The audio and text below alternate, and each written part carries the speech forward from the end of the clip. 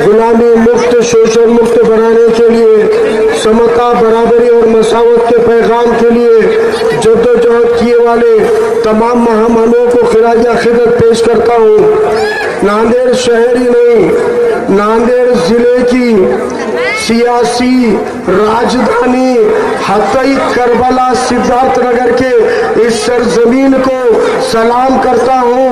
आज इस मीटिंग में मौजूद स्टेज पे तशरीफ फरमा तमाम मौजूद मेहमान जिनका हम बेसब्री से इंतजार कर रहे हैं, ऐसे हमारे नेशनल लीडर अंजलि ताई अम्बेडकर जी जो अभी सांगवी की तकरीर को खत्म करके निकली है। इंशाल्लाह उम्मीद करेंगे एक लम्हे के लिए क्यों ना हो, वो वक्त होने से पहले इंशाल्लाह यहाँ पहुँचेगी इंशाल्लाह। और भी बाकी के जो मुखर्ररीन यहाँ पे बात रख चुके हैं, जो स्टेज पे पार्टी के जिम्मेदारान तशरीफ रखते हैं, और इस बहादुर सरजमीन के तमाम बुजुर्गों, नौजवानों, दोस्तों और मेरी तमाम माँ बहनों, अस्सलाम वालेकुम रहमतुल्लाहि व बरकातहू। आप सभी को मेरा क्रांतिकारी जय भीम, क्रांतिकारी जय भीम। आज आपको एक तारीख याद दिलाने के लिए आया हूँ। मैंने इब्तिदा में कहा है आपको कि नांदेड़ जिले की सियासत का सेंटर अगर कहीं से चलता था तो बुज़दिल शिवाजी नगर से नहीं, बहादुर हतई से चलता था पूरी सियासत। नांदेड़ में कौन से इलेक्शन में किसको चुनकर लाना है, किसको जिताना है, किसको आगे बढ़ाना है, कौमी इत्तेहाद क्या होगा, मिली इत्तेहाद क्या होगा, इसके फैसले कहीं से होते थे तो हतई और होली के गंगा जमनी तहजीब से होते थे।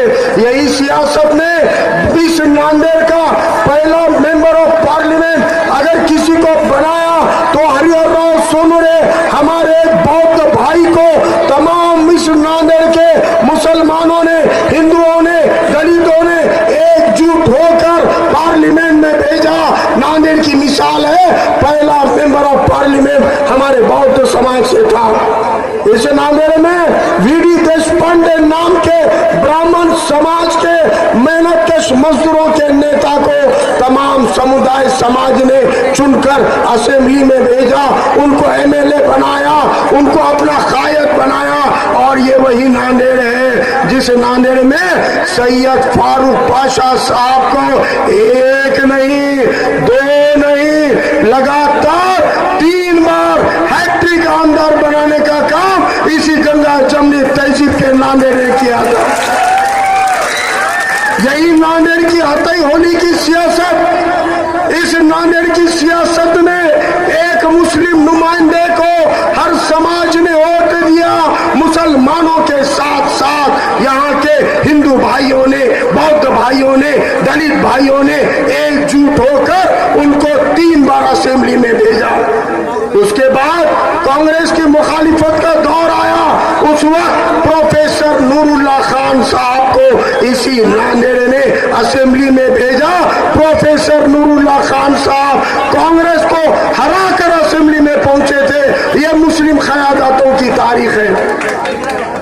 क्या बात हो गई? उसके बाद में क्यों कोई मुसलमान आमदार और कोई बौद्ध खासदार नहीं बना? नांदेड़ क्या सियासत का मरकज जब हतई से हटकर बुज़दिलों के इलाके में चला गया, अशोक चौहान के कदमों में चला गया, इस नांदेड़ की गंगा जमनी और किरदार और काबिलियत की क़यादतें बंद हो गई। उस्मान बेग साहब इलेक्शन लड़े, ईसा खान इलेक्शन लड़े, अब्दुल सत्तार 61 बैटरी सोना बैटरी वाले सत्तार भी इलेक्शन लड़े, हमीद सरवरी सर इलेक्शन लड़े, गफ्फार खान इलेक्शन लड़े, फेरोज लाला इलेक्शन लड़े, 2014 में सैयद मोइन साहब इलेक्शन लड़े।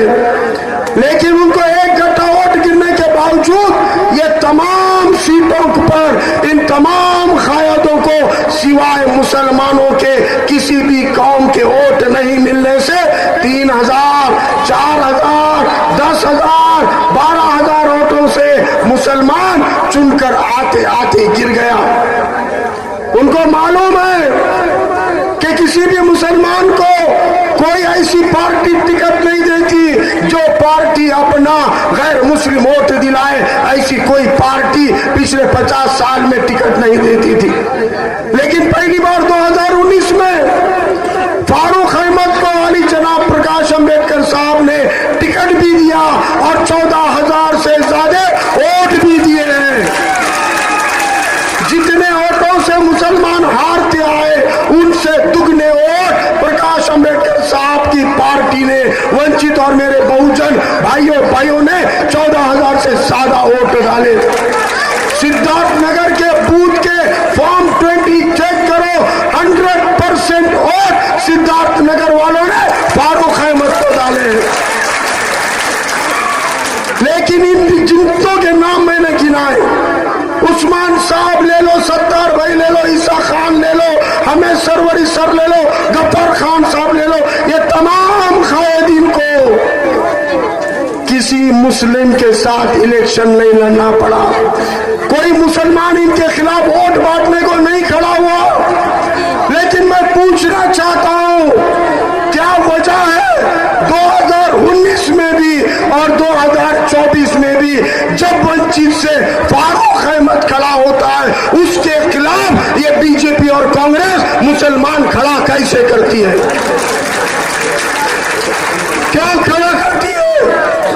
बावजूद उसके मुझे फख्र है हताई होली के इस एरिया पे, करबला सिद्धार्थ नगर के इस इलाके पे, 5 मोहल्लों की सियासत पे 2019 में फारूक अहमद को 1 नंबर की वोटिंग, सबसे ज्यादा वोटिंग इस इलाके से मुझे मिली है।